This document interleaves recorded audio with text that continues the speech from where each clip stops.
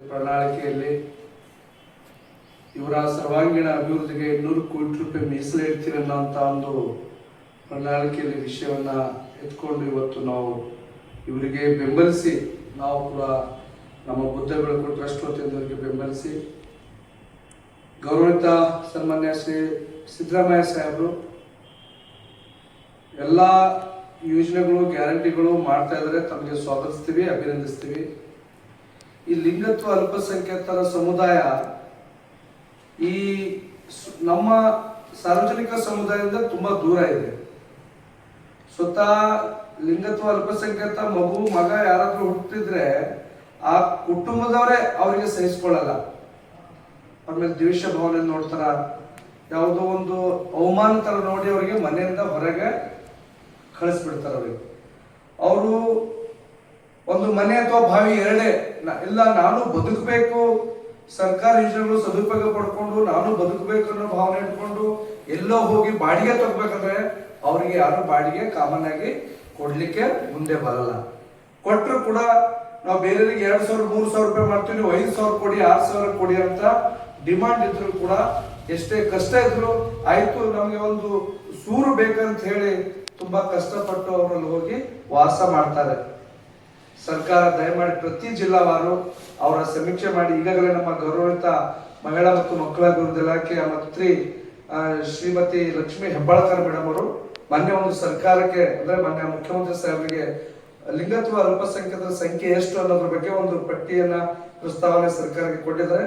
ಇಡೀ ರಾಜ್ಯದಲ್ಲಿ 10,365 ಜನರು ಲಿಂಗತ್ವ ಅಲ್ಪಸಂಖ್ಯಾತರಿದ್ದಾರೆ. ಅವರ ಕಲ್ಯಾಣ, ಅವರ ಕುಟುಂಬ ಬಿಟ್ಟರು ಕೂಡ ಇವತ್ತ ಸರ್ಕಾರ ಅವರ ಒಂದು ತಾಯ್ತನದ ಒಂದು ಇಟ್ಕೊಂಡು ಒಂದು ಕುಟುಂಬದ ಮುಖ್ಯಸ್ಥರಂದಂಗೆ ಅವರಿಗೆ ನೀವೆಲ್ಲ ಮೂಲಭೂತ ಸೌಕರ್ಯ ಕೊಡಬೇಕು.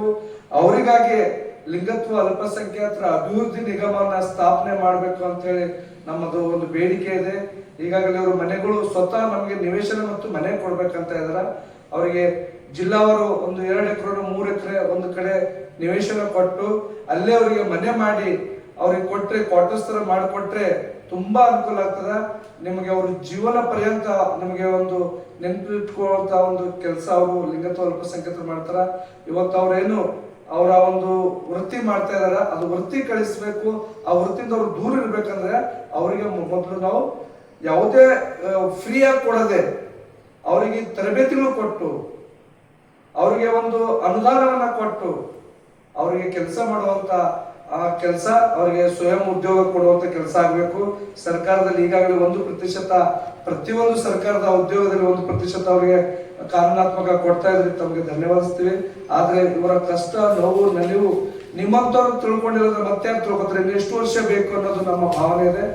ಅವರ ಒಂದು ಲಿಂಗತ್ವ ಅಲ್ಪಸಂಖ್ಯಾತರಿಗೆ ನೀವು ಸರ್ಕಾರ ತುರ್ತಾಗಿ ಏನು ಮಾನ್ಯ ಮಂತ್ರಿಯವರು ಮತ್ತು ಸಚಿವ ಸಂಪುಟ ಬಜೆಟ್ ಮಂಡನೆ ಇದೆ ಮಾರ್ಚ್ 6ನೇ ತಾರೀಕು, ಆ ಸಚಿವ ಸಂಪುಟದಲ್ಲಿ ಇವರ ಒಂದು ಬೇಡಿಕೆಗೆ ಸ್ಪಂದಿಸಿ ತಾವು ನುಡಿದಂತೆ ನಡಿಬೇಕು ಅಂತ ಹೇಳಿ ನಾವು ಒತ್ತಾಯಿಸ್ತೀವಿ.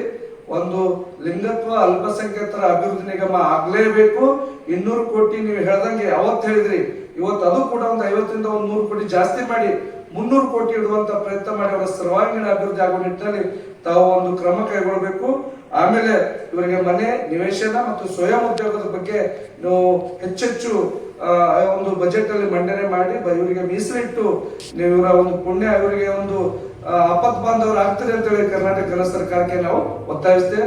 ನನ್ನ ಹೆಸರು ಮಹೇಶ್ ಗೋರಾಳ್ಕರ್, ಅಧ್ಯಕ್ಷರು ಬುದ್ಧ ಬೆಳಕು ಟ್ರಸ್ಟ್ ಬೀದರ್. Thank you.